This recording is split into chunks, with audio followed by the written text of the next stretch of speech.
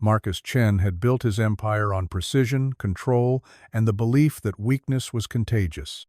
But when he ridiculed Elena Vasquez's simple lunch in front of the entire executive floor, he unknowingly shattered something irreplaceable. What he discovered later in the employee break room would force him to confront the true cost of his cruelty and the profound grace of a woman who carried her grandmother's love in a battered Tupperware container. Some wounds cut deeper than pride. Some lessons arrive wrapped in the quiet dignity of those we overlook. Before we dive in, make sure to hit subscribe and leave a comment. Where in the world are you watching from? The elevator doors opened with their usual mechanical whisper, but Marcus Chen barely heard them. He was already calculating quarterly projections, the Henderson merger, the board meeting that would determine whether Pinnacle Technologies remained his kingdom or became someone else's conquest. His Italian leather shoes clicked against the marble floor of the 42nd floor, each step a metronome of authority. The executive level belonged to him, every inch of it. From the floor-to-ceiling windows that framed Manhattan like a conquered territory, to the gleaming conference rooms where millions changed hands with handshakes and signatures. Marcus paused at his assistant's desk. Rebecca looked up from her computer, her smile professionally calibrated. "The Yamamoto presentation is ready for 3 o'clock, she said, "and legal needs 5 minutes about the Singapore contracts." He nodded, but his attention caught on something else entirely. At the far end of the floor, near the service elevator, a woman knelt beside a supply cart. Her uniform was the color of institutional navy, her hair pulled back in a simple ponytail. She moved methodically, replacing liner in the wastebaskets, her movements economical and practiced. Marcus had seen her before Elena something. She'd been cleaning these floors for what, 2 years? 3? The kind of person who existed in the periphery of his world, necessary but invisible. Today, however, she'd chosen to eat her lunch here, right here, on his floor. She sat cross-legged on the carpet near the supply cart, a weathered Tupperware container open in front of her. The smell drifted across the pristine office space, something earthy, unfamiliar. Not the catered sushi or organic salads that usually occupied this altitude. Marcus felt a familiar irritation rise in his chest. There were protocols, boundaries. The cleaning staff had their own break room in the basement. They had their own spaces. "Excuse me." His voice carried across the floor, sharp enough to make Rebecca look up. Elena's head turned, and for a moment their eyes met. Hers were dark, guarded. She began to close the container. "Is there a problem with the staff break room?" Marcus asked, his tone pleasant but edged. He was aware of the other executives emerging from their offices, drawn by the unusual interaction. Elena stood slowly, her lunch forgotten. "No, sir. I was because I'm curious about what's so special about eating that. Up here with the rest of us." The words came out harsher than he'd intended, but Marcus didn't soften them. Several people had gathered now: Rebecca, Tom from legal, Sarah from marketing. An audience. Elena's hands moved to close the Tupperware completely, but it was too late. Marcus had seen enough. Rice and beans, some kind of meat that looked like it had been cooked in someone's kitchen with ingredients that cost less than his tie. "I'm sorry," Elena said quietly. "I'll go downstairs." But Marcus was already in motion, that familiar surge of control flooding through him. He'd built Pinnacle from nothing by recognizing when to press an advantage, when to establish dominance. This woman, eating her poor person's lunch in his space, represented exactly the kind of boundary erosion that could destroy what he'd built. "Actually, I'm curious," he said, loud enough for everyone to hear. "What exactly are we looking at here?" "Because the smell is." He paused, letting the silence hang. "Interesting." Tom chuckled. Sarah looked uncomfortable but didn't move away. Elena's face had gone very still. "It's just lunch, Mr. Chen. Just lunch." Marcus stepped closer to the Tupperware, making a show of examining it. "This looks like, what would you call this? Peasant food?" The word landed like a slap. Elena's shoulders straightened almost imperceptibly. "It's rice and beans," she said, her voice steady despite the flush creeping up her neck. With pork. My grandmother's recipe. Your grandmother's recipe. Marcus let the words roll around in his mouth like a wine he was tasting. How authentic. I suppose when you're earning minimum wage, you have to get creative with your dining options. The cruelty of it surprised even him. But the others were laughing now, nervous, uncomfortable laughter, but laughter nonetheless. The kind that meant they were with him, not her. Elena's hands trembled slightly as she picked up the container. I should get back to work. Yes, Marcus said. You should, and maybe next time remember that there are appropriate places for appropriate people to eat appropriate food. He turned away, dismissing her with the gesture. Behind him, he heard the soft sounds of Elena gathering her things, the squeak of the supply cart's wheels as she moved toward the service elevator. The small crowd dispersed, people returning to their offices with the satisfied energy of a pack that had witnessed a successful hunt. Marcus felt the familiar rush of having established order, having reminded everyone looting himself exactly where the lines were drawn. Mr. Chen? Rebecca's voice was carefully neutral. Legal is ready for you. He nodded, already moving toward his office. But something made him turn back, just for a moment. Elena was gone. The service elevator doors were sliding shut, and through the gap, he caught a glimpse of her face. Not angry. Not even hurt exactly. Disappointed. The word settled uncomfortably in his chest, but Marcus pushed it away. Disappointment was a luxury he couldn't afford, not from people who didn't matter. His office welcomed him with its familiar luxury, the mahogany desk that had cost more than most people made in 6 months, the leather chairs where he'd closed deals worth hundreds of millions, the view of Manhattan that reminded him daily of everything he'd conquered. Marcus settled behind his desk and opened his laptop. The numbers were there, waiting for him. Profit margins and growth projections, the language of success that he spoke fluently.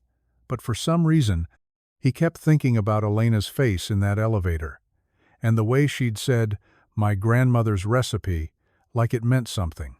The day passed in its usual rhythm of meetings and decisions, but something felt off balance.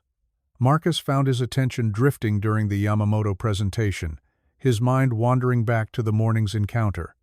It was nearly 7 when he finally left his office. The executive floor was empty, except for the security guard making his rounds. Most of the building had cleared out hours ago, leaving behind the hollow echo that tall buildings carry after dark. Marcus should have gone straight to the parking garage. His driver was waiting, and he had dinner reservations at Le Bernardin with investors from Tokyo. Another evening of careful conversation and strategic relationships, the kind that built empires. Instead, he found himself taking the elevator down. He told himself he was checking on something, a security concern maybe, or just restless energy that needed walking off.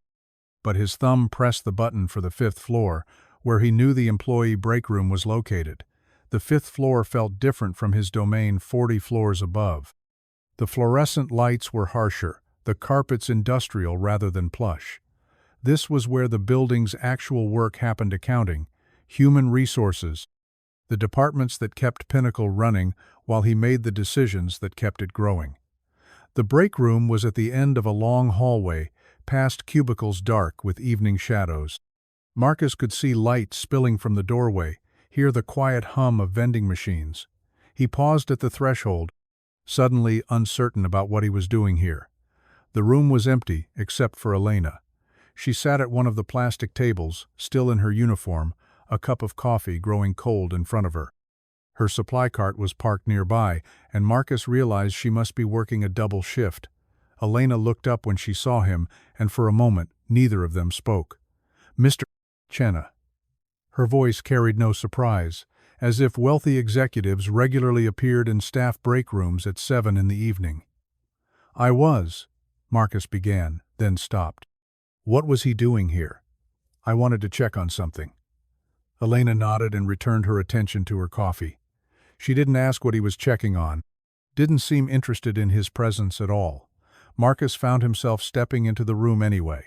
The break room was exactly what he'd expected: vinyl chairs, a refrigerator that had seen better years, motivational posters that no one read, the kind of space that existed for function rather than comfort, but it was clean, meticulously clean, he realized.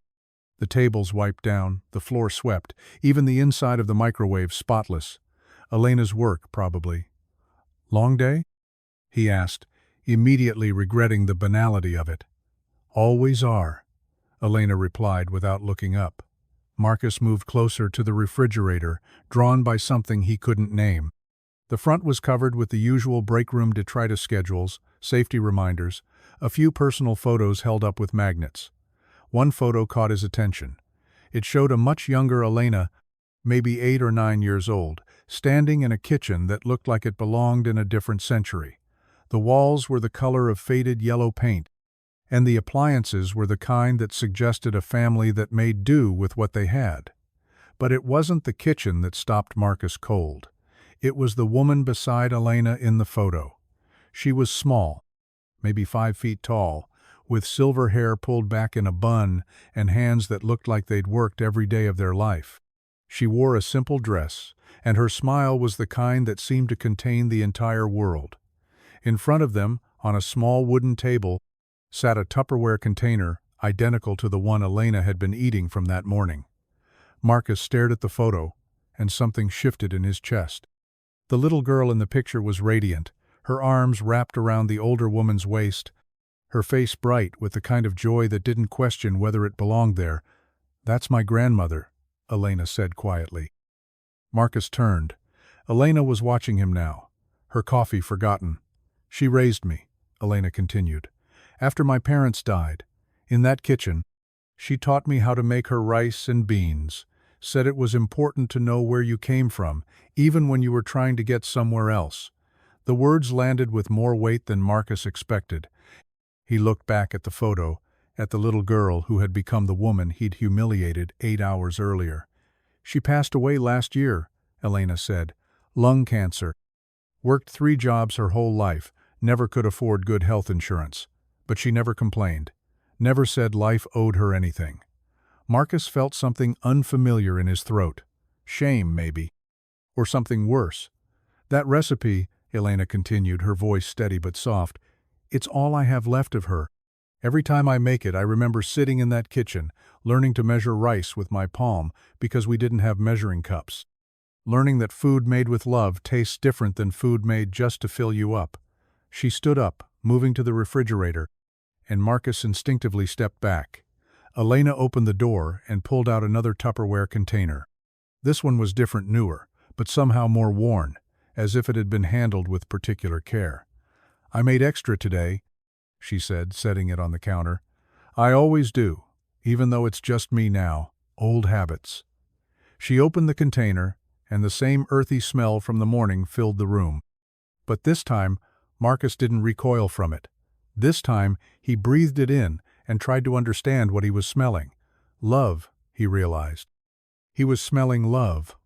Elena took a plastic fork from the dispenser and took a small bite. Her eyes closed for just a moment, and Marcus saw something pass across her face memory, maybe, or the echo of a conversation from a kitchen that no longer existed. "You called it peasant food," she said, opening her eyes to look directly at him. "And maybe it is. My grandmother was a peasant, I suppose. Came here from Guatemala, with nothing but the clothes on her back and recipes she'd learned from her mother." Marcus wanted to speak, to apologize, to explain himself, but the words wouldn't come. "But she was also the strongest person I ever knew," Elena continued. "Worked as a housekeeper for 40 years so I could go to school, so I could have chances she never had. She never learned to read English, but she could look at a person and know their heart in 5 minutes." Elena took another bite, chewing slowly, and Marcus found himself wondering what his heart would have looked like to the woman in the photograph. "She would have liked you, I think," Elena said finally.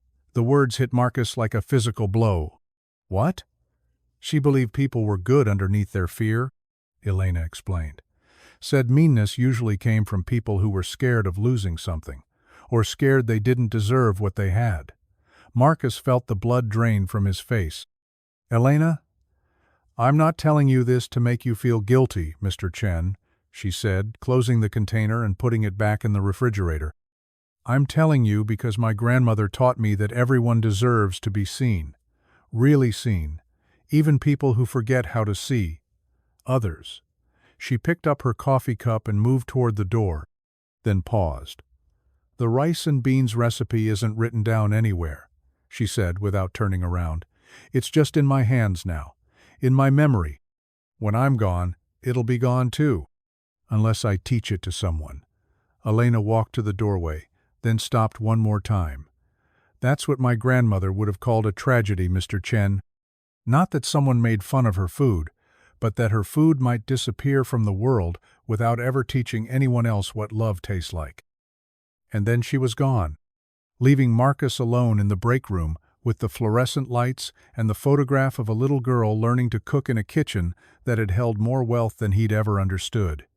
He stood there for a long time, staring at that picture, trying to reconcile the woman who had just left with the person he'd chosen to see that morning. The little girl in the photograph smiled back at him, her arms wrapped around the grandmother who had taught her that peasant food was actually something else entirely, something he'd spent his entire life trying to buy and had never learned to recognize when it was offered freely. Marcus didn't go to dinner that night. He called his driver from the break room, his voice steady despite the tremor in his hands. "Cancel Le Bernardin. Tell them something came up. Should I reschedule for tomorrow, Mr. Chen?" "No, not tomorrow." Marcus hung up and found himself walking to his car in the parking garage like a man underwater. The concrete walls echoed his footsteps back at him, each sound sharp and hollow. His Porsche started with its usual purr, but instead of heading toward his penthouse on the Upper East Side, Marcus found himself driving through neighborhoods he never visited, past bodegas with hand-painted signs, past apartment buildings where families hung laundry on fire escapes, past the kind of life he'd left behind so long ago he'd forgotten it had ever been his. He pulled over somewhere in Queens, near a small park where an elderly man was feeding pigeons from a paper bag. The man looked up as Marcus approached, taking in the expensive suit, the watch that cost more than most people's cars. "You lost, son?" Marcus almost smiled at being called son by a stranger. When was the last time anyone had dared to speak to him so familiarly? "Maybe," he said. The old man scattered another handful of breadcrumbs. "I've been lost a few times myself. Usually means you're looking for something you can't name yet." Marcus watched the pigeons fight over the crumbs, their desperation somehow familiar. "What do you do?" Marcus asked. "When you realize you've been cruel to someone who didn't deserve it?" The old man looked at him with new interest. "Specific kind of cruel, or just general meanness?" "Specific, very specific." "Well," the man said, settling back on the bench, "first thing is, you gotta figure out if you're sorry because you got caught being cruel, or sorry because you were cruel in the first place." Marcus considered this. "What's the difference?" "Everything," the old man said. "Being sorry you got caught is about you. Being sorry you were cruel is about them. And only one of those can be fixed." Marcus nodded slowly. "And if it's the second one? Then you start with the truth," the man said. "Tell them exactly what you did wrong and exactly why you did it. No excuses, no making it about your feelings, just the truth." "And then?" The old man smiled. "Then you shut up and listen, because the person you hurt gets to decide what happens next, not you." Marcus didn't sleep that night. He sat in his penthouse living room, surrounded by all the markers of his success, the art that cost more than most people's houses, the view that reminded him daily of his conquest over the city, the silence that came from being so high above everything that other people's lives became abstractions. But tonight, the silence felt different, oppressive. He found himself thinking about Elena's grandmother, about that kitchen with its faded yellow walls and the kind of poverty that taught you to measure rice with your palm. About a woman who worked 3 jobs and never complained, who believed that everyone deserved to be seen. Marcus had built his empire on the opposite principle that some people mattered more than others. That success was proof of worth, that the strong naturally rose above the weak. But what if he'd been wrong? What if strength looked like Elena, cleaning floors with dignity and tact? What if wealth looked like a recipe passed down through generations, carrying love in Tupperware containers? He thought about his own grandmother, dead for 20 years now. She'd lived in a small apartment in Chinatown, working in garment factories until her fingers were permanently bent from sewing. Marcus had visited her exactly twice after making his first million, both times bringing expensive gifts she'd accepted with polite confusion. She'd tried to cook for him once, that last visit. Simple food soup with noodles she'd made by hand, vegetables from the corner market. He'd eaten it quickly, impatiently, checking his phone for stock prices while she watched him with eyes that held the same disappointment he'd seen in Elena's face. "You forgot how to be hungry?" she'd said in Mandarin, collecting his barely touched bowl. Marcus had thought she meant physically hungry. Now he wondered if she'd meant something else entirely. The next morning, Marcus arrived at the office early. He'd been coming in at 6 a.m. for 15 years, but today felt different. Today, he rode the elevator down to the 5th floor instead of up to the 42nd. The employee break room was empty, except for a maintenance worker replacing light bulbs. Marcus approached the refrigerator slowly, as if it might contain something dangerous. The photograph was still there. Elena, as a child, wrapped in her grandmother's arms, both of them radiant with the kind of happiness that didn't depend on circumstances. Marcus pulled out his phone and, after a moment's hesitation, took a picture of the picture. He stared at it on his screen, the faded kitchen, the simple table, the love that radiated from every pixel. Then he deleted it. Some things weren't meant to be captured. Some things were meant to be experienced. "Mr. Chen?" Marcus turned to find James Rodriguez, the head of facilities management, standing in the doorway. James looked surprised to see him there, and Marcus realized how this must look. The CEO lurking in a break room at 6:30 in the morning. "James, good morning. Is everything okay, sir?" "Did something happen with the cleaning crew?" Marcus felt heat rise in his chest. "Why would you ask that?" Well, Elena Vasquez put in a transfer request yesterday. Asked to be moved to a different building. I was wondering if there was an issue." The words hit Marcus like cold water. "She requested a transfer?" "Yes, sir. Effective immediately. She's been one of our best employees for 3 years, so I was hoping to talk her out of it, but—" James shrugged. "Sometimes people just need a change." Marcus nodded, but his mind was racing. Elena was leaving. Because of him. Because of what he'd done. "James," Marcus said carefully, "what do you know about Elena?" "Vasquez? She's excellent. Always on time, never calls in sick, goes above and beyond. She actually has a college degree business administration from Queens College, night school. Took her 6 years while working full-time." Marcus felt the ground shift beneath him. "She has a degree?" "Oh yes. She applied for several positions in the company when she first started, but—" James paused, looking uncomfortable. "Well, you know how it is. Sometimes it's easier to get hired for cleaning than for office work. Fewer questions about background, references, that sort of thing." Marcus knew exactly what James meant, and the knowledge made him sick. "Where is she today?" "She'll be in around 7, working the executive floors before everyone arrives. Like always." Marcus checked his watch. 20 minutes. "James, I need you to do something for me. Cancel her transfer request." "Sir, just hold it for now. Don't process anything until you hear from me directly." James nodded, clearly confused but not willing to argue with the CEO. Marcus left the break room and took the elevator back up to his floor. But instead of going to his office, he positioned himself near the service elevator, waiting. At exactly 7 a.m., the doors opened and Elena emerged with her cart. She saw him immediately, and her expression didn't change. No surprise, no anger. Just that same steady composure she'd shown the day before. "Mr. Chen." "Elena, could I speak with you for a moment?" She glanced around the empty floor, then back at him. "Of course." Marcus led her to the small conference room near the elevator's neutral territory, he thought. Glass walls on 3 sides, nowhere to hide.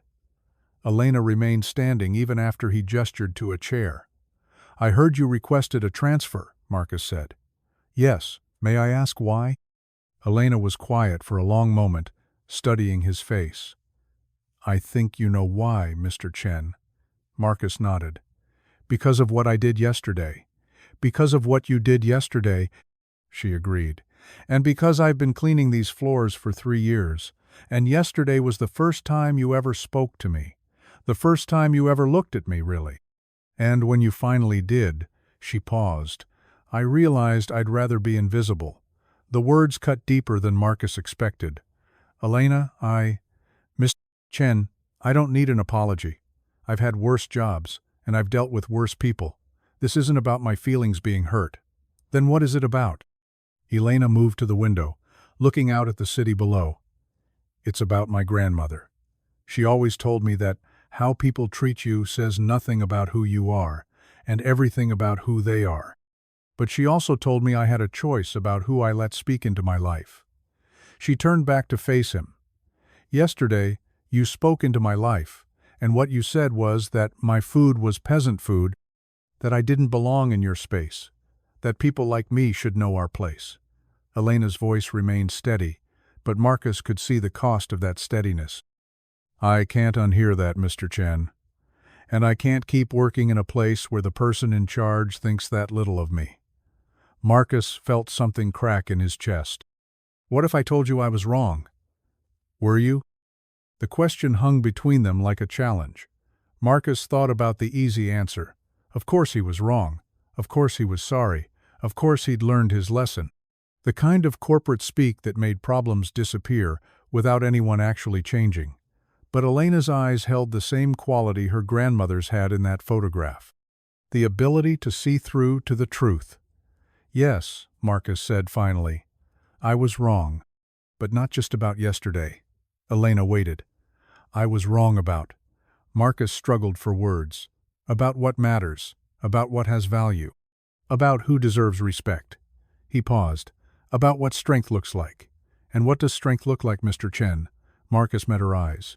Like you. Standing here, telling me the truth even though I could make your life difficult. Like your grandmother, working 3 jobs and never complaining. Like measuring rice with your palm because love doesn't need measuring cups. Something shifted in Elena's expression. Not forgiveness, exactly, but recognition. Why are you telling me this? She asked. Marcus had been asking himself the same question.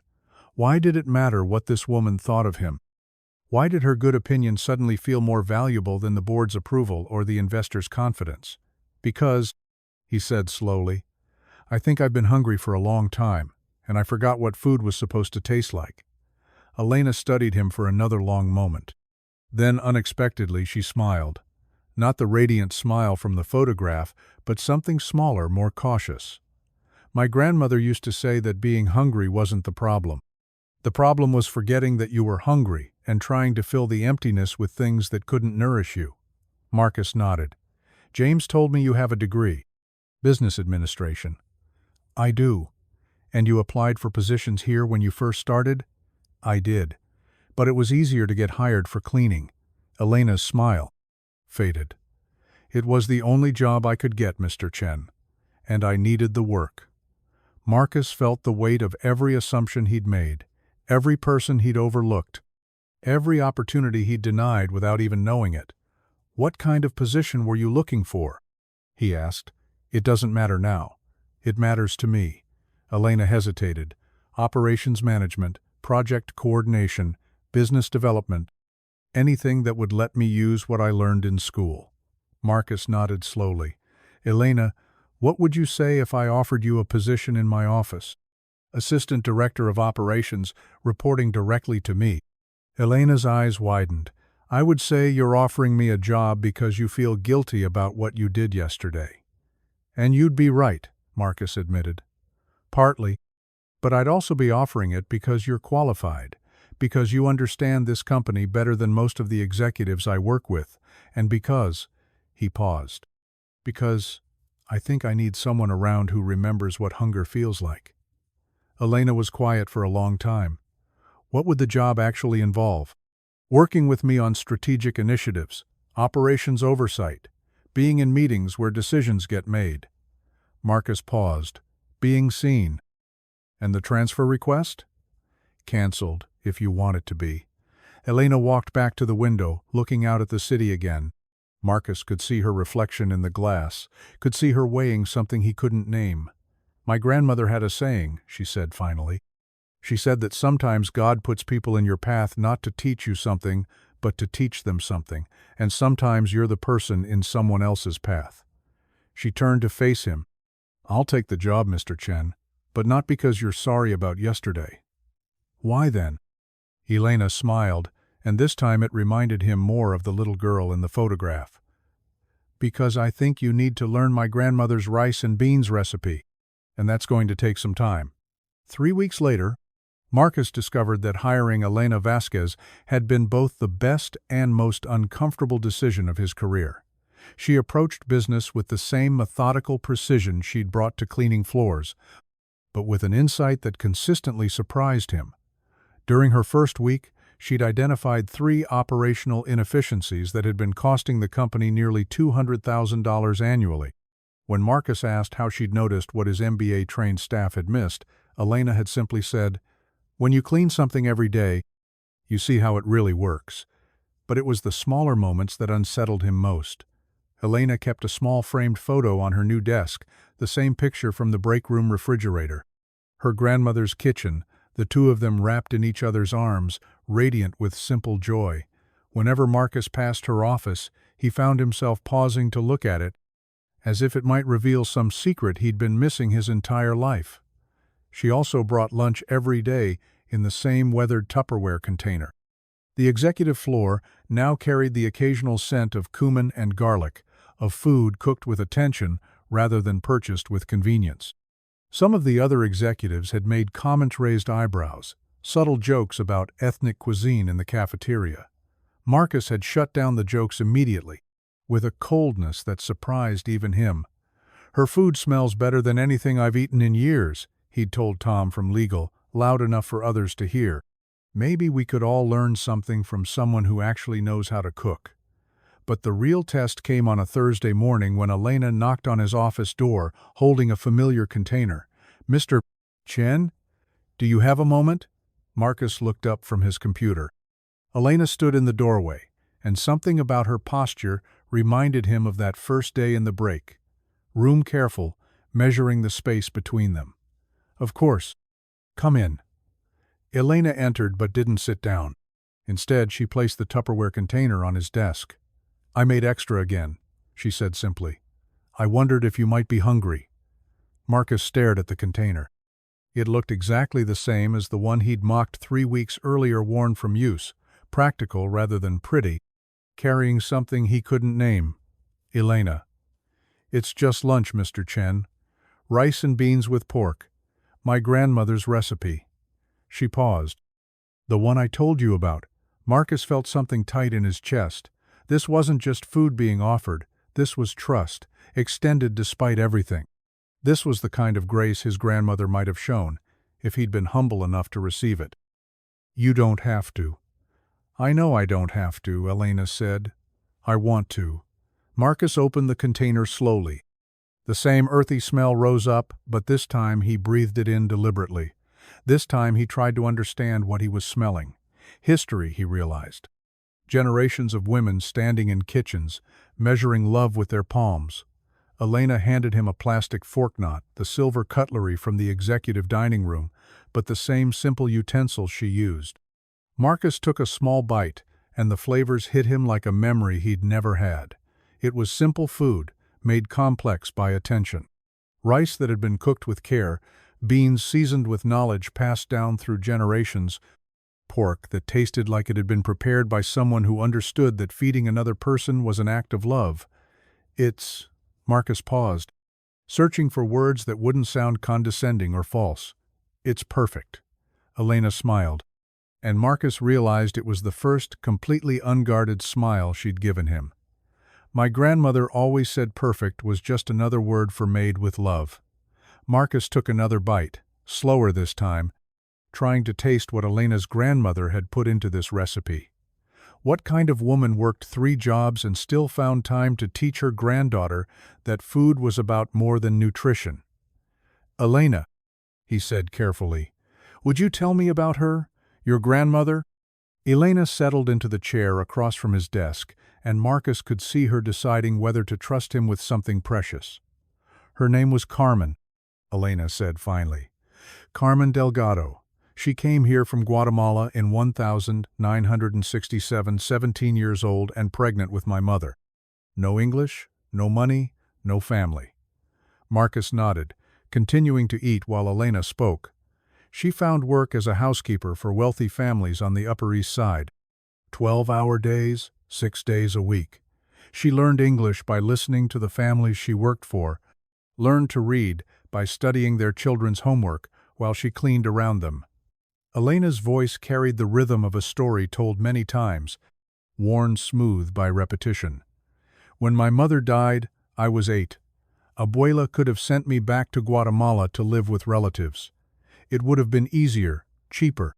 But she said I was born American, and Americans don't give up their dreams just because life gets hard." Marcus felt something catch in his throat. "So she kept you." "She kept me. Worked 3 jobs housekeeping during the day, office cleaning at night, laundry on weekends. I didn't understand how tired she must have been until I started working myself." Elena paused, looking at the photograph on her desk. "But she never let me see it. The exhaustion, the worry about money, the fear that she wasn't doing enough. When I came home from school, she was always in that kitchen, cooking something that made the whole apartment smell like love. Always asking about my day, always helping with homework in her broken English." Marcus set down his fork. The food was still delicious, but something in Elena's voice demanded his complete attention. "She taught me that recipe when I was 12, Elena continued. "Said every woman should know how to make at least one thing that could turn a house into a home. We spent hours in that tiny kitchen, her hands guiding mine, teaching me to feel when the rice was ready, to know by smell when the beans needed more time." "And you still make it the same way?" "Exactly the same way. Same ingredients, same measurements, same prayers," she whispered over the pot when she thought I wasn't listening. Marcus felt tears prick his eyes.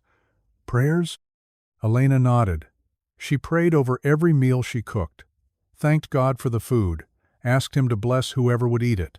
Even when we barely had enough money for groceries, she never forgot to give thanks." Marcus thought about his own meals-expensive restaurants where he barely tasted the food, business dinners where the conversation mattered more than the cuisine, lonely nights in his penthouse eating takeout while reviewing contracts. "She sounds like an extraordinary woman," he said. "She was ordinary," Elena corrected gently. "That's what made her extraordinary. She was just a woman who worked hard and loved fiercely and never forgot that other people mattered more than her own comfort."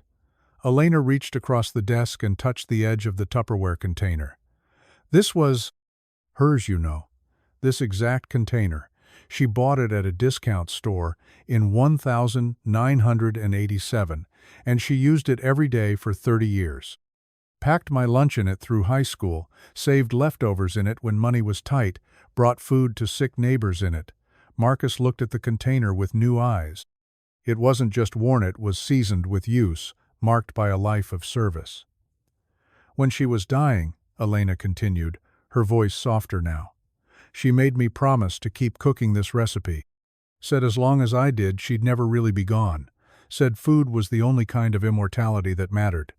The office fell quiet except for the distant sound of traffic 40 floors below. Marcus realized he was crying not the controlled emotion he sometimes displayed for strategic effect, but real tears that came from somewhere he'd forgotten existed. "I'm sorry," he said, wiping his eyes. "For what?" "For what I said about your food, about your grandmother's recipe, for calling it." He couldn't bring himself to repeat the words. Elena leaned forward. "Mr. Chen, do you know what my grandmother would say if she were here right now?" Marcus shook his head. "She'd say you were crying because you were finally tasting what you'd been hungry for your whole life. And she'd probably try to send you home with leftovers." Marcus laughed despite his tears. "Would she?" "Oh yes, she never let anyone leave her kitchen hungry. Said that was the closest thing to sin she could imagine." Marcus looked down at the nearly empty container. Without thinking, he scraped up the last few grains of rice with his fork, not wanting to waste a single bite. Elena noticed. "There's more in the fridge downstairs. I always make extra." "Why?" Elena's smile was soft, remembering. "Because Abuela always made extra. Said you never knew when someone might show up who needed feeding. Said hungry people appeared in your life for a reason, and it wasn't your job to question the reason just to feed them." Marcus felt something fundamental shift in his understanding of the world. All his life, he'd operated on the principle of scarcity, that there wasn't enough success, money, or respect to go around, so you had to fight for your share. But Elena's grandmother had lived by a different law entirely. The law of abundance. The radical idea that there was always enough love to go around if you were willing to share it. "Elena," Marcus said carefully, "would you teach me how to make it?" She looked surprised. "The rice and beans? Your grandmother's recipe." "I want to learn." Elena studied his face for a long moment. "It's not just about following instructions, you know. It's about understanding why each step matters. About cooking with intention instead of just hunger." "I want to understand," Marcus said, and meant it more than he'd ever meant anything. "Then yes," Elena said. "I'll teach you. But not here. Not in some fancy kitchen with perfect equipment. If you want to learn my grandmother's recipe, you have to learn it the way she taught it to me." "How?" Elena smiled, and this time it reminded him completely of the little girl in the photograph, radiant, unguarded, full of joy that didn't depend on circumstances. "In her kitchen. I still have the apartment. I've been thinking about selling it, but—" She paused. "But maybe it's time someone else learned what love tastes like." Marcus nodded, feeling something like hope unfurl in his chest. "Saturday?" Elena asked. Saturday.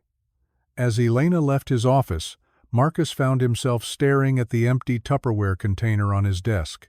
It looked different, now not worn, but seasoned. Not old, but wise. Outside his window, Manhattan glittered in the afternoon sun, all glass and steel and ambition reaching toward the sky. But for the first time in years, Marcus found himself thinking about a different kind of architecture entirely. The kind built in small kitchens by women who measured love with their palms. The kind that lasted. Saturday morning found Marcus standing outside a pre-war apartment building in Queens, holding a bottle of wine that cost more than most people's rent. He stared at the modest brick facade, realizing he couldn't remember the last time he'd visited someone's home, really visited, not attended a party or business dinner, but been invited into the intimate space where someone actually lived. The building was clean but worn, the kind of place where working families raised children and elderly people aged with dignity. No doorman, no marble lobby, no statement of wealth or status. Just home. Elena answered the door wearing jeans and a simple sweater, her hair loose around her shoulders. Marcus had never seen her in anything but her uniform or business attire, and the casualness of it made her seem younger, more approachable. "You found it?" she said, stepping aside to let him in. "The wine felt inadequate as soon as I bought it," Marcus admitted, offering the bottle. Elena accepted it with a smile. Abuela would have been impressed. She had strong opinions about people who brought good wine to dinner. The apartment was exactly what Marcus had expected, and nothing like what he'd imagined. Small, yes, probably 800 square feet, but filled with light from windows that faced east toward the morning sun. The furniture was simple but well-maintained, the kind that suggested people who took care of what they had because replacing it wasn't an option. But it was the kitchen that stopped Marcus cold. It was identical to the one in the photograph. The same faded yellow walls, the same worn linoleum floors, the same small wooden table that had held Elena and her grandmother's Tupperware container all those years ago. Even the appliances looked original: a refrigerator that hummed slightly, a stove with burners that had seen decades of daily use. "You kept everything," Marcus said, his voice barely above a whisper. "I couldn't change it," Elena replied. "After she died, I tried. Bought paint, looked at new appliances, but every time I started to make improvements, it felt like I was erasing her." Marcus understood. This wasn't a kitchenette, it was a shrine. A place where love had been practiced daily for 30 years, where a woman who worked 3 jobs had found the energy to teach her granddaughter that food was about more than sustenance. "She's still here," he said. Elena nodded. "Especially when I cook. Sometimes I swear I can hear her voice, telling me to taste the beans, to trust my instincts about the seasoning." She moved to the counter, where ingredients were already laid out with the same methodical precision Marcus had observed in her work. Rice in a ceramic bowl, dried beans soaking in water, a piece of pork that looked like it had been selected with care rather than convenience. "The first thing you need to understand," Elena said, washing her hands at the small sink, "is that this isn't about following a recipe. It's about developing a relationship with the food. Abuela used to say that good cooks don't measure ingredients, they have conversations with them." Marcus felt out of place in his expensive casual clothes, his hands that had never done anything more domestic than microwave takeout. "I should warn you, I've never actually cooked anything." "Not really." "I know," Elena said, not unkindly. "I can tell by how you hold yourself in here. Like you're afraid of breaking something." She handed him an apron, simple cotton, faded from washing. This was hers. She wore it every day for 20 years. Marcus tied the apron around his waist, and something about the gesture felt ceremonial. He was putting on the uniform of service, of care, of attention to others' needs.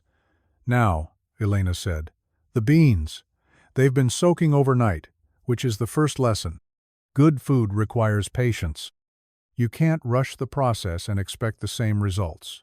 She showed him how to drain the beans, how to sort through them with his fingers, feeling for stones or damaged pieces.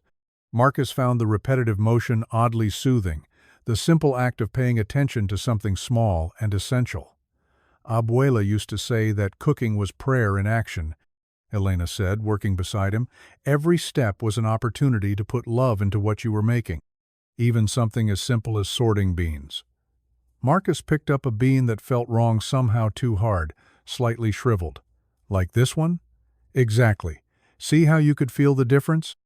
That's the beginning of wisdom, trusting your hands to know what your mind hasn't learned yet." They moved to the stove, where Elena began to heat oil in a heavy pot that looked like it had cooked thousands of meals. The sound of oil heating, the way it shimmered in the pan, seemed to fill the small kitchen with anticipation. "Now the sofrito," Elena said, beginning to chop onions with a knife that had been sharpened so many times the blade was thin as a whisper. "This is the foundation of everything. Onions, garlic, peppers, the holy trinity of flavor that makes everything else possible." Marcus watched her hands move with unconscious skill, the knife work precise but not showy. This wasn't performance, this was muscle memory developed over years of practice. "Can I try?" he asked. Elena handed him the knife and a pepper. "Don't think about it too much. Just try to make the pieces roughly the same size so they cook evenly." Marcus's first attempts were clumsy, the pieces uneven, his movements hesitant. But Elena didn't correct him, didn't take the knife back. She simply stood beside him, occasionally offering gentle guidance. "Breathe," she said, when his shoulders tensed with concentration. "Abuela used to say that tense hands made tough food. The pepper can feel your stress." Marcus laughed despite himself. "The pepper can feel my stress?" "Everything in the kitchen responds to your energy," Elena said seriously. "If you're angry or rushed or distracted, it shows up in the food. If you're calm and attentive and grateful, that shows up too." As Marcus continued chopping, something remarkable happened. His breathing slowed, his shoulders relaxed. The repetitive motion became meditative, almost hypnotic.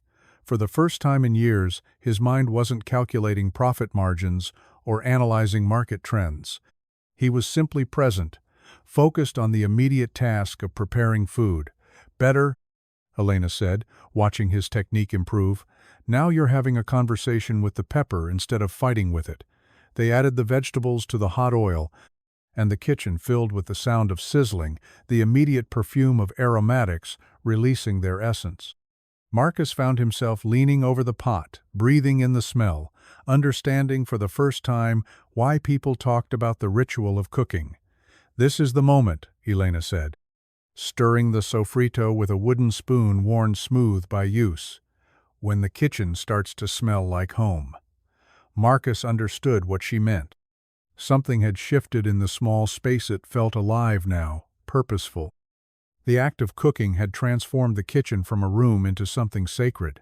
Elena added the beans to the pot, then water, then began the long process of seasoning. But this wasn't measuring it, was instinct. A pinch of cumin, a shake of oregano, salt tasted from her palm. "How do you know how much?" Marcus asked. "I don't exactly. I know how it should taste in the end, and I work backward from there. Abuela taught me to taste as I go, to trust my tongue more than any recipe." She handed him the wooden spoon. "Taste it. Tell me what it needs." Marcus tasted the broth, trying to analyze the flavors. It was good, but something was missing. Salt? Maybe. What else? Marcus tasted again, really concentrating. Acid? Something bright? Elena smiled. "Good. You're learning to listen to your palate." She squeezed half a lime into the pot, stirred, had Marcus taste again. The difference was extraordinary. The lime had awakened all the other flavors, made them brighter, more complex. Marcus felt like he'd discovered a secret language he'd never known existed. While the beans simmered, Elena taught him to prepare the rice. Not the instant variety Marcus had occasionally microwaved, but real rice, cooked with the same attention to detail as everything else.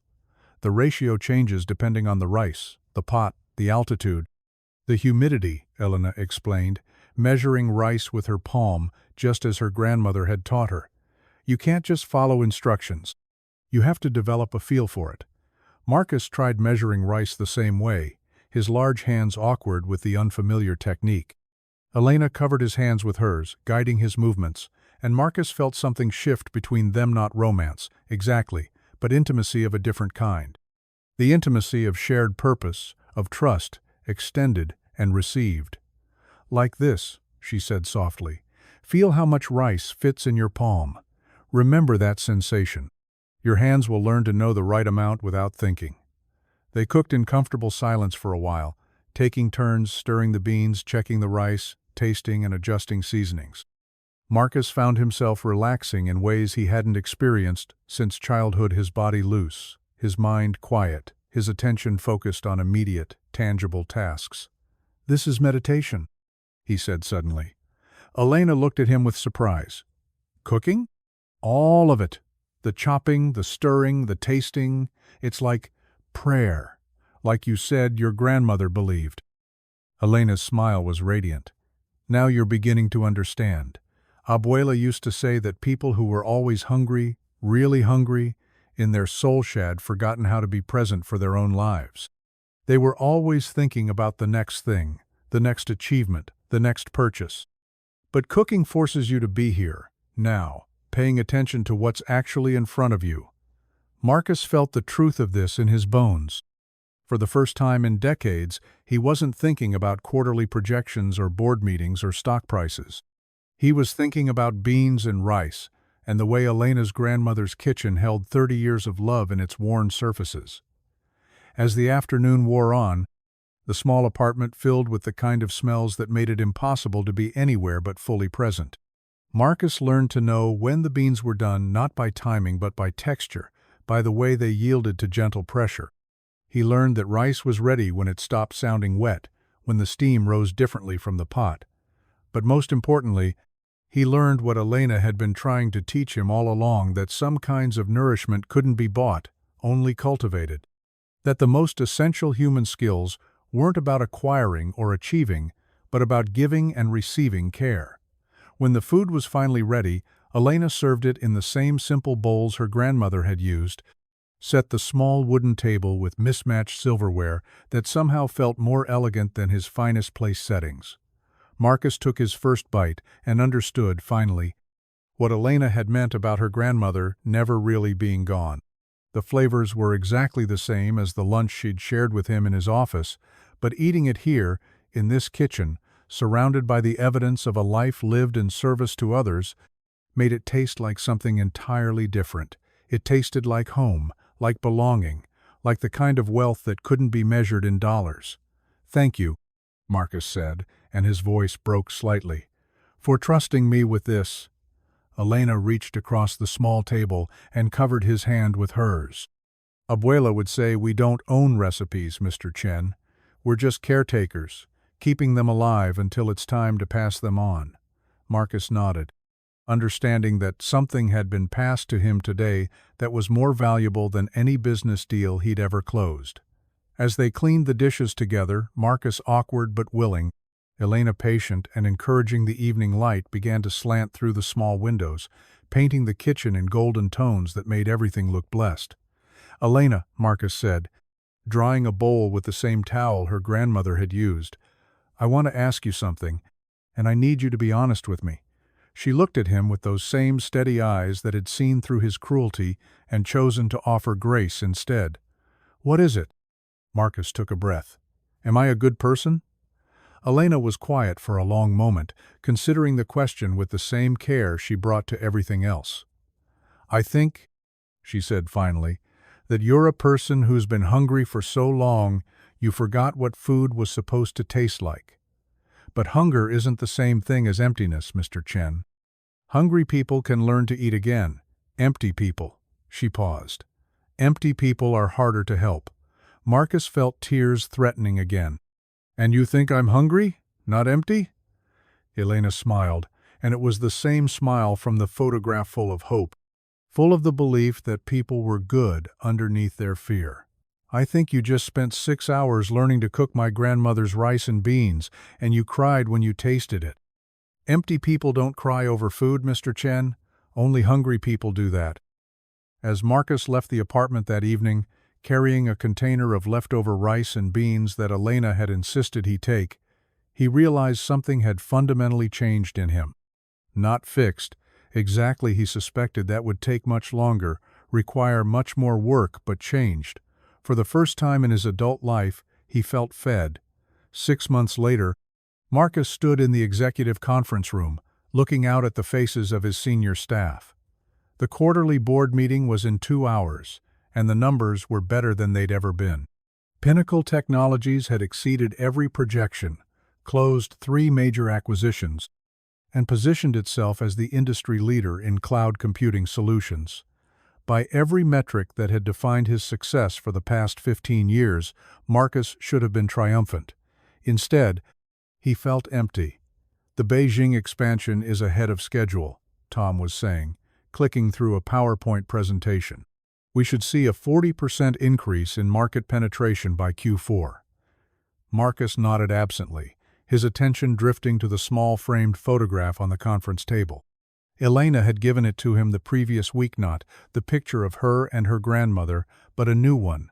It showed the two of them in Carmen's kitchen, Marcus wearing the faded apron, both of them laughing over something he'd burned while learning to make sofrito. Elena had been promoted twice since that first day she'd accepted the position in his office. Assistant Director of Operations had become Director, then Vice President of Strategic Development. She had a corner office now, a staff of 12, and a salary that would have seemed impossible when she was cleaning floors.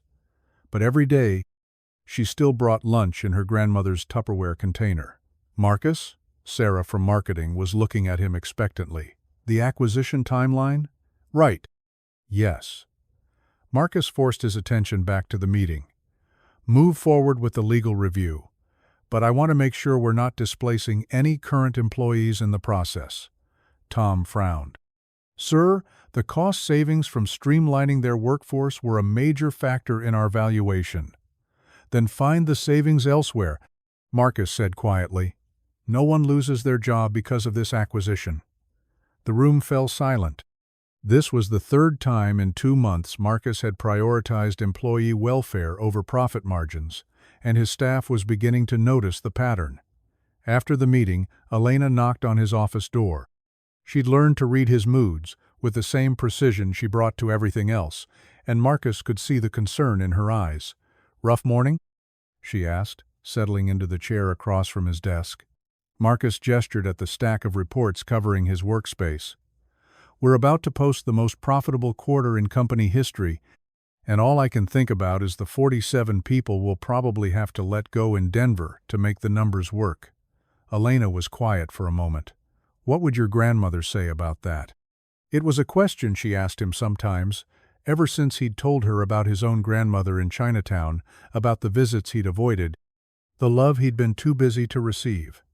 She'd say, "I was finally learning the difference between being successful and being wealthy," Marcus replied. "And what's the difference?" Marcus looked at the photograph on his desk, not the quarterly projections or profit forecasts, but the picture of him and Elena laughing in a kitchen that smelled like love. "Success is about taking," he said slowly.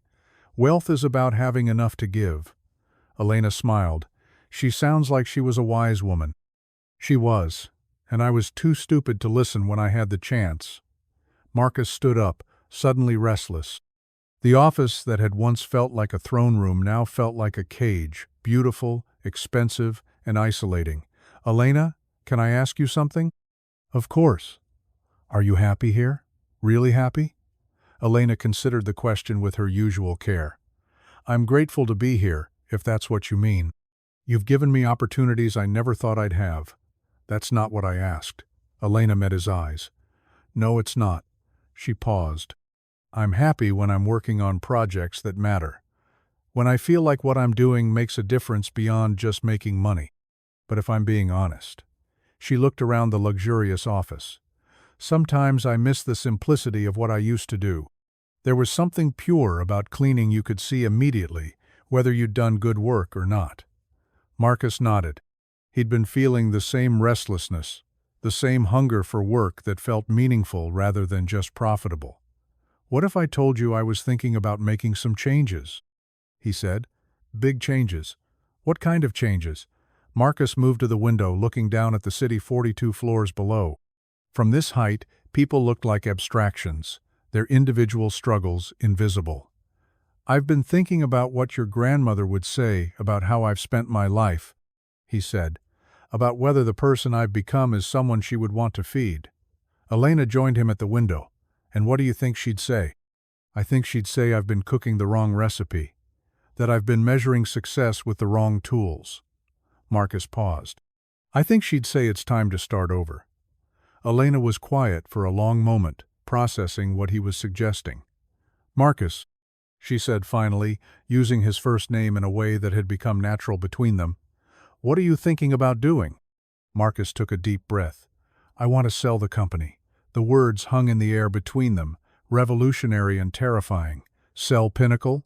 "To the employees. Create an employee stock ownership plan. Give everyone who works here a real stake in what we've built, instead of just making them replaceable parts in my machine." Elena stared at him. That would change everything." "It would change everything," Marcus agreed. "I'd go from being the owner to being just another employee. The profit would be shared among everyone who contributes to it. Decisions would be made by people who actually do the work, not just people who own the work." "And you'd be okay with that? Giving up control?" Marcus thought about the question. 6 months ago, the idea would have been unimaginable. Control had been everything to him, the ability to make unilateral decisions, to shape the company according to his vision, to reap the rewards of success without having to share them. But now, the idea of sharing control felt less like loss and more like relief. "I think I'd be more than okay with it," he said. "I think it might be the first thing I've ever done that would make my grandmother proud." Elena was quiet for a long time, looking out at the city below. "There's something I need to tell you," she said eventually. Marcus turned to face her. "What?" "I've been offered another job. The Rodriguez Foundation wants me to run their new microfinance program. They help immigrant women start small businesses, restaurants, catering companies, food trucks, places where women like my grandmother can use their skills to build something of their own." Marcus felt his heart sink. "Are you going to take it?" "I don't know. The pay is less than half what I make here, and I'd be starting over again, in a completely different field." Elena paused. "But it feels like the kind of work Abuela would understand. The kind that feeds people instead of just feeding profit." Marcus nodded, understanding completely. "It sounds perfect for you." Elena looked surprised. "You're not going to try to talk me out of it?" "Elena, You've taught me that the best way to honor someone's gifts is to help them use those gifts in service of what matters most to them. If this work calls to you, then you should do it." Elena's eyes filled with tears. "You've changed, you know. The man who mocked my lunch 6 months ago would never have said that." "The man who mocked your lunch 6 months ago was starving," Marcus replied. "He just didn't know it yet." Elena wiped her eyes, smiling. "What if we did both?" "Both? What if you sold Pinnacle to the employees? And what if I took the job with the Rodriguez Foundation? And what if—" She paused, as if testing the idea as she spoke it. "What if we started a restaurant together?" Marcus felt his heart skip. "A restaurant? Nothing fancy. Just a small place that serves the kind of food that brings people together. Where immigrant women can work and learn business skills. Where recipes like my grandmother's don't get lost." Elena's voice grew more excited as she spoke. "We could call it Carmen's Kitchen, after my grandmother." Marcus stared at her, the idea taking shape in his mind. It was completely impractical, wildly risky, the kind of venture that made no business sense whatsoever. It was perfect. "Elena," he said slowly, "are you asking me to go into the restaurant business with you? I'm asking if you want to spend the rest of your life cooking food that matters for people who matter. I'm asking if you want to build something that would make both our grandmothers proud." Marcus felt something unlock in his chest, not the familiar rush of a deal coming together, but something deeper. The sensation of finding work that aligned with values he'd forgotten he had. "Yes," he said without hesitation. "Yes, I want to do that." Elena's smile was radiant. "Really? Really? But I have one condition." "What?" Marcus gestured to the photograph on his desk, to the image of them laughing in Carmen's kitchen. "I want the first dish on the menu to be your grandmother's rice and beans, made exactly the way she taught you, measured with love instead of cups." Elena laughed, and the sound filled the expensive office with something it had never contained before: joy that didn't depend on profit margins. "Done," she said, "but you're going to have to learn to make it perfectly. Abuela never served anything that wasn't made with complete attention and care." "Then teach me," Marcus said. "We have the rest of our lives to get it right." 1 year later, Marcus stood in the kitchen of Carmen's Kitchen, wearing the same faded apron Elena's grandmother had worn for 30 years. The lunch rush was in full swing, and the small restaurant was filled with the sounds of conversation in 3 languages, the clink of silverware on ceramic plates, the laughter of people sharing food that had been made with love. The restaurant was nothing like the sterile perfection of his former office. The walls were painted the same faded yellow as Carmen's Kitchen, decorated with photographs of the women who worked there and the families they supported. The tables were mismatched, the chairs comfortable rather than elegant. The whole space designed to feel like someone's home rather than a business.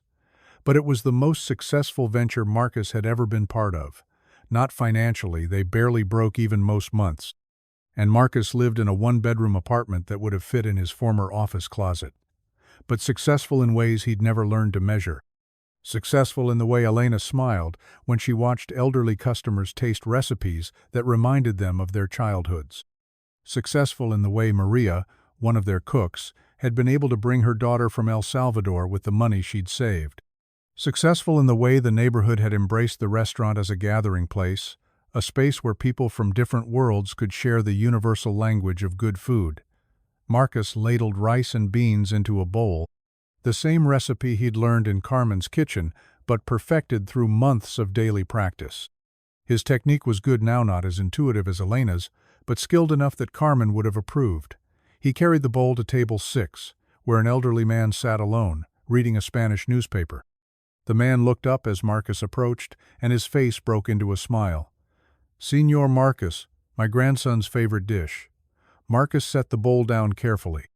This was Don Roberto, who came in every Thursday to eat the same meal, always paying with exact change counted from a small leather purse. "How is Miguel doing with his studies?" Marcus asked. "Very good, very good. He says he wants to be a chef now, like you and Señorita Elena. Says he wants to learn to cook with amor, not just with recipes." Marcus felt warmth spread through his chest. "Tell him he's welcome in the kitchen any time." We can always use another pair of hands who understand what food is really about. Don Roberto nodded, taking his first bite of rice and beans with the kind of attention that suggested this meal meant something more than sustenance. Marcus returned to the kitchen, where Elena was training their newest Hiria, a young woman named Sophia, who'd arrived from Honduras 3 months ago, speaking no English but knowing instinctively how to turn simple ingredients into something that tasted like home. "How's she doing?" Marcus asked, watching Sophia carefully season a pot of black beans. "She reminds me of Abuela," Elena said quietly. "Watch her hands. She's not thinking about what she's doing, she's feeling her way through it, trusting her instincts." Marcus nodded, understanding. In the year since they'd opened Carmen's kitchen, he'd learned to recognize the difference between cooks who followed recipes and cooks who understood food as a language of care. Sophia was clearly the latter.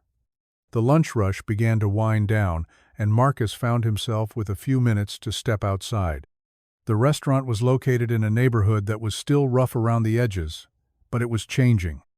Other small businesses had opened nearby: a bookstore, a community garden, a child care center that welcomed the children of their employees.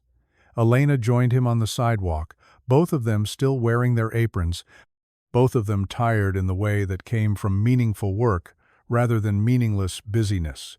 "Any regrets?" Elena asked, a question that had become ritual between them. Marcus looked back through the window of the restaurant at the scene inside: Sophia teaching another cook how to tell when plantains were perfectly ripe, customers lingering over coffee and conversation, the photograph of Carmen that held the place of honor above the kitchen pass. "Only one," he said. Elena looked concerned. "What?" "I regret that it took me so long to understand what my grandmother was trying to teach me, what your grandmother was trying to teach all of us." "Which was?" Marcus watched an elderly woman at table 3, carefully savoring spoonfuls of sancocho, her eyes closed as if the flavors were taking her somewhere far from this neighborhood, somewhere that existed only in memory. "That the best things in life can't be purchased or acquired or achieved," he said. "They can only be cultivated day by day with attention and patience and love. Like recipes, like relationships, like the kind of wealth that gets passed down in stories and Tupperware containers." Elena slipped her arm through his, and they stood together in comfortable silence, watching their small corner of the world through the window of a restaurant that served much more than food. "She would be proud of us, you know," Elena said finally. "Both of our grandmothers. They would see what we've built here and know that their recipes are still alive, still feeding people, still teaching the world what love tastes like." Marcus nodded, feeling the truth of it in his bones. Carmen Delgado and his own grandmother, 2 women who had understood that the most important ingredients couldn't be measured or bought, would indeed be proud of this small restaurant where their wisdom lived on in every carefully prepared meal. As the afternoon sun slanted through the windows of Carmen's kitchen, painting everything in golden light, Marcus realized he had finally learned the most important lesson of all. Some hungers can only be satisfied by learning to feed others, and some recipes, once shared with love, never truly end. They just keep nourishing the world, one meal at a time, carried forward by hands that remember what it means to measure love with the palm.